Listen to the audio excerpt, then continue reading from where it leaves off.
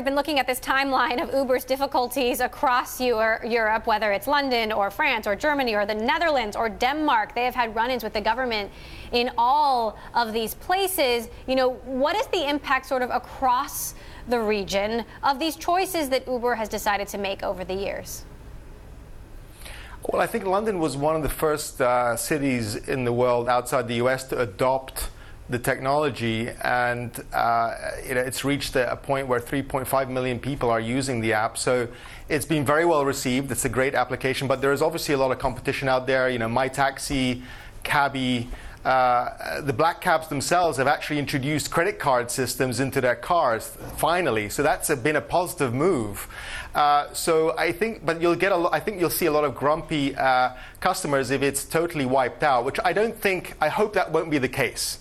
I think, as my fellow colleagues in New York and in the US are saying just now, you know, let's hope that, you know, Uber will appeal this and it will continue to operate, and I just hope that they'll come to some sort of conclusion which will enable Uber to continue operating. You mentioned the black cabs. How much of a dent has Uber actually made in the historic London black cab business?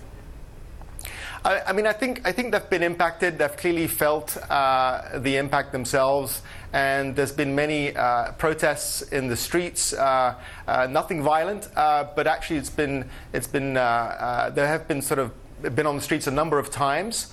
And Transport for London has been really trying to work this out. I think, you know, if you look at Transport for London, it was one of the first urban mobility institutions in the world to actually open up its data sets and its APIs to allow, you know, app developers to develop services on the back of the data being opened up. So they're very innovative. They're very forward-looking when it comes to technology. And I think here, as we've been talking about, they're really questioning the conduct of the company in connection with 2 or 3 things.